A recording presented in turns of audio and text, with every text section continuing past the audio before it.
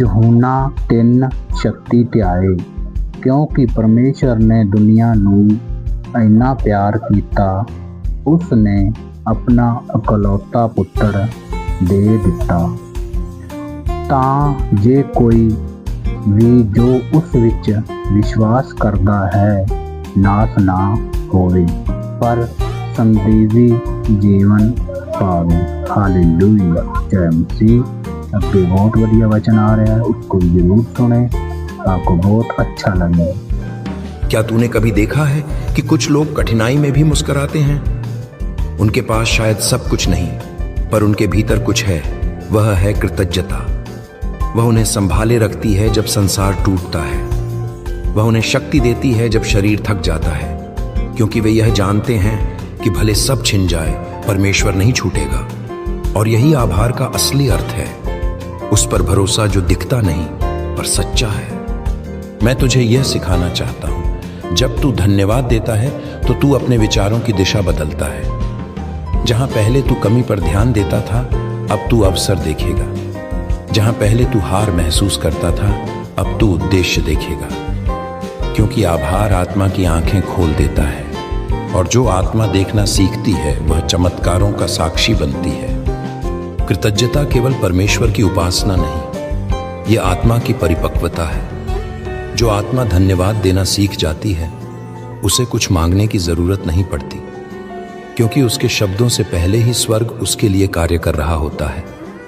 जब तू कहता है धन्यवाद, तो यह संकेत है कि तू भरोसा करता है, और जहां भरोसा है वहां परमेश्वर की शक्ति सक्रिय हो जाती है। अब मैं तुझसे कहता हूं, कभी भी यह ना सोच कि तेरा धन्यवाद व्यर्थ जाता है। हर बार जब तू बोलता है धन्यवाद प्रभु, वह स्वर्ग में दर्ज होता है।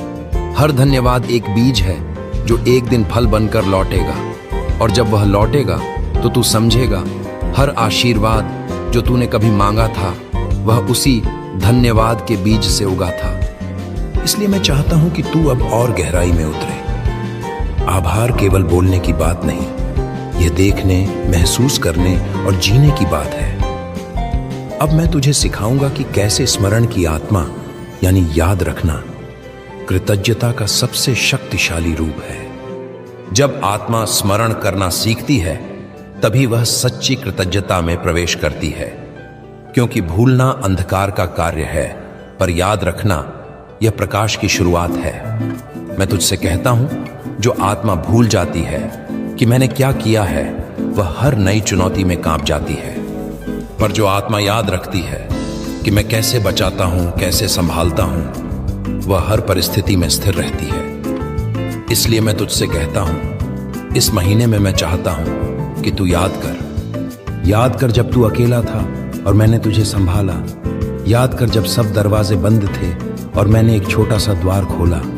याद कर जब तुझे लगा कि अब कुछ नहीं बचा, और फिर अचानक भीतर से शांति आई जो समझ से परे थी, वह मैं था। याद कर जब किसी ने तुझे सांत्वना दी, जब किसी ने तेरे लिए प्रार्थना की, वह मेरी उपस्थिति थी किसी और के माध्यम से। हर क्षण जब तूने सोचा कि यह तो बस संयोग था, मैं चाहता हूं तू अब पहचान, नहीं, यह परमेश्वर का हाथ था। स्मरण आत्मा को स्थिर करता है। जब तू अतीत की गवाही याद करता है, तू वर्तमान के तूफान में डगमगाता नहीं, क्योंकि तू जानता है जो पहले संभाल चुका है वह फिर संभालेगा। और जब तू यह विश्वास करता है, तू शांति में प्रवेश करता है। कृतज्ञता केवल धन्यवाद बोलने से नहीं आती, वह तब आती है जब तू पहचानता है कि जीवन में कुछ भी संयोग से नहीं होता। हर मुलाकात, हर देरी, हर आंसू, सबके पीछे एक उद्देश्य है। कभी तूने जो खोया वह इसलिए ताकि तू उस चीज को पकड़ सके जो वास्तव में तेरे लिए थी। कभी तूने जिस दरवाजे के लिए रोया वह इसीलिए बंद हुआ ताकि तू सही मार्ग में जा सके। और जब तू यह समझता है, तेरे भीतर कड़वाहट की जगह आभार आ जाता है। तू अब क्यों नहीं पूछता, बल्कि कहता है धन्यवाद प्रभु, क्योंकि तू जानता है। मैं चाहता हूं कि तू इस महीने में हर दिन कुछ समय निकाले, बस याद करने के लिए। किसी कमरे में बैठ जा, आंखें बंद कर और कह प्रभु मुझे दिखा कि कहाँ कहाँ तू था, और मैं तुझे दिखाऊंगा वो बचपन की स्मृतियां जहां तूने पहली बार डर महसूस किया और फिर भी तू सुरक्षित रहा। वो दिन जब तूने किसी को खोया पर उसके बाद कोई और आया जो तुझे संभाल गया। वो रात जब तूने कहा अब मैं नहीं कर सकता, और फिर सुबह तुझ में नया साहस था। वो सब कुछ मैंने ही किया था। जब तू यह पहचान लेगा, तेरे भीतर गहरी विनम्रता आएगी। वह नम्रता जो जानती है मैं यहां अपने सामर्थ्य से नहीं, कृपा से हूं। और यही नम्रता आत्मा को कृतज्ञ बनाती है। विनम्रता और आभार हमेशा साथ चलते हैं। जो नम्र है वह हमेशा धन्यवाद देता है, क्योंकि उसे पता है कि जो कुछ भी है वह दिया गया है, कमाया नहीं गया। स्मरण करना केवल अपने जीवन की घटनाओं को याद करना नहीं, यह मेरे वचनों को भी याद रखना है। जब मैंने कहा था मैं तुझे कभी नहीं छोड़ूंगा, वह केवल एक वादा नहीं, वह तेरे अस्तित्व की गारंटी है। जब मैंने कहा था तेरे आंसू व्यर्थ नहीं जाएंगे, तो हर आंसू अब भी मेरे पास गिना गया है। तू शायद भूल गया, पर मैं नहीं भूलता, क्योंकि मैं वह हूं जो सब कुछ स्मरण रखता है। तेरी हर पुकार, तेरी हर प्रार्थना, तेरी हर कोशिश। इसीलिए जब तू मुझे याद करता है, यह केवल प्रेम का कार्य नहीं, यह मिलन का क्षण है। क्योंकि हर बार जब तू स्मरण करता है, तू अपनी आत्मा को मेरे साथ जोड़ता है, और मैं तुझे भर देता हूं शांति से, आशा से, शक्ति से। अब देख, जब तू अतीत की गवाही याद करता है, तो तू भविष्य को बदलता है, क्योंकि स्मरण विश्वास को जन्म देता है और विश्वास भविष्य को आकार देता है। जब तू याद करता है कि मैंने पहले क्या किया, तू यह भी जानता है कि मैं फिर से करूंगा। और यही थैंक्स गिविंग का सच्चा अर्थ है। प्रभु, मैंने देखा कि तू पहले वफादार था, और मैं मानता हूं कि तू अब भी है। अब मैं चाहता हूं कि तू यह करे हर बार जब तू कुछ अच्छा अनुभव करे, हर बार जब कोई हंसी आए, कोई शांति मिले, कोई सहायता दिखे, तो रुक जा और कह धन्यवाद प्रभु, मैं याद रखूंगा। यह शब्द तेरी आत्मा को सुरक्षित रखेंगे, क्योंकि अंधकार सबसे पहले स्मरण पर हमला करता है। वह चाहता है कि तू भूल जाए कि तू आशीषित है, पर जब तू याद रखता है तो तू अजेय बन जाता है। और याद रख, जब तू दूसरों को याद करता है जिन्होंने तुझे आशीर्वाद दिया, जब तू उनके लिए धन्यवाद देता है, तब तू वही करता है जो मैं करता हूं, प्रेम करना। क्योंकि प्रेम हमेशा स्मरण करता है। वह कभी गिनता नहीं कि किसने कितना दिया, वह बस कहता है धन्यवाद कि तू था। अब तेरे भीतर वह समझ जन्म ले रही है, कृतज्ञता केवल एक क्रिया नहीं, यह आत्मा का स्थायी रूप है। जो आत्मा धन्यवाद देना सीख जाती है, वह अंधकार में भी रोशनी बन जाती है। वह केवल अपने लिए नहीं, दूसरों के लिए भी शांति का स्रोत बनती है, क्योंकि आभार की आत्मा से प्रेम बहता है, और प्रेम से ही संसार बदलता है। अब मैं तुझे अगले स्तर में ले चलूंगा, जहां तू समझेगा कि कृतज्ञता केवल प्राप्त करने की प्रतिक्रिया नहीं, बल्कि देने का निमंत्रण है। क्योंकि मैं कहता हूं, जैसे मैंने दिया वैसे ही तुम भी दो, और यही थैंक्स गिविंग की परिपूर्णता है।